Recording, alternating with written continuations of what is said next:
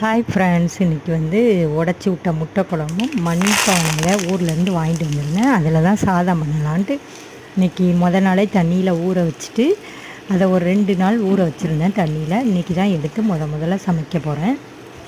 அப்புறம் பார்த்திங்கன்னா இன்றைக்கி வந்து சண்டேங்கிறதுனால இன்றைக்கி வந்து உடச்சி விட்ட முட்டை குழம்பு பண்ணலான்னு முடிவெடுத்து சரின்னு எப்போதும் போல் முட்டை குழம்புக்கு வந்து மிளகு, ஜீரகம், நான் வந்து வித்தியாசமாக சோம்பு, அப்புறம் பட்டை, 2 ஏலக்காய், அப்புறம் பார்த்திங்கன்னா தனியா, காஞ்ச மிளகா, அப்புறம் தேங்காய், கசகசா எல்லா மசாலாவையும் போட்டு நல்லா வறுத்து அரைச்சிட்டு, அப்புறம் பார்த்திங்கன்னா வெங்காயத்தை நல்லா வதக்கிட்டு இந்த மசாலாவை போட்டு நல்லா கொதிக்க விட்டுட்டேன். தேவையான தண்ணி கலந்து.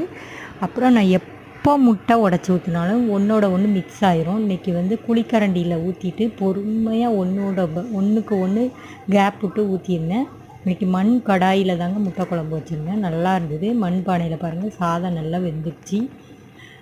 நல்லா பொலன்னு உதிரியாக இருந்தது. பாருங்கள், நல்லா கொதிச்சுட்டு முட்டை குழம்பும் ரெடி ஆகிட்டு எவ்வளோ அழகாக இருக்குது பாருங்கள். தனித்தனியாக பாருங்கள், ஒன்றோட ஒன்று ஒட்டாமல் அழகாக இருந்தது. அப்புறம் லைட்டாக இறக்கும்போது கருவேப்பிலையும் மல்லி இலையும் தூக்கின்னு இறக்குனால் சுவையான முட்டை குழம்பு ரெடி.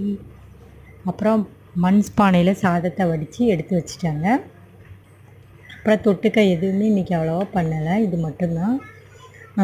நம்ம வந்து மண் வந்து பொண்ணுக்கு சமம்னு சொல்லுவாங்க. தங்கத்தை விட அது வந்து மேலானது அப்படின்னு சொல்லுவாங்க. எதனாலனா நம்ம வந்து தங்கத்தை எவ்வளோ பத்திரமா அதை பாதுகாக்கிறோமோ அதே மாதிரி மண் பாத்திரங்களையும் அவ்வளோ பொறுமையாக கையாண்டு பாதுகாக்கணும். அதனால தான் அப்படி சொன்னாங்க அந்த பழமொழின்னு நினைக்கிறேன். எனக்கு தெரியல, உங்களுக்கு தெரிஞ்சால் கமெண்ட் பண்ணுங்கள். அப்புறம் பார்த்திங்கன்னா அந்த மண்ணுக்கு நிகரான பொண்ணில் சமைச்சி சாதத்தை எடுத்து ரெடி பண்ணிட்டேன். இன்றைக்கி வந்து ஒருத்தங்களுக்கு வந்து சாப்பாடு என் ஃப்ரெண்டுக்கு கொடுக்க இருந்தது. அதனால் அவங்களுக்கு வந்து கொஞ்சமாக முட்டை குழம்பு, அப்புறம் கொஞ்சமாக தயிர் சாதம், ஊறுகாய், அப்புறம் தொட்டுக்க பப்படமும் எடுத்து கொடுத்து விட்டுட்டேங்க. பாருங்கள் எவ்வளோ அழகாக இருக்குதுன்னு. நீங்களும் சமைச்சு பாருங்கள், எப்படி இருக்குதுன்னு சொல்லுங்கள். நீங்களும் மண் பாத்திரத்தில் சமைச்ச அனுபவம் இருக்கான்னு பாருங்கள். நம்ம வந்து மண் பாத்திரத்தில் சமைக்கும் பொழுது கோபப்படவே முடியாது. மற்ற பாத்திரத்தை டப்புன்னு வைப்போம், இதை வைக்கவே முடியாது. ரொம்ப பொறுமையாக வைப்போம்.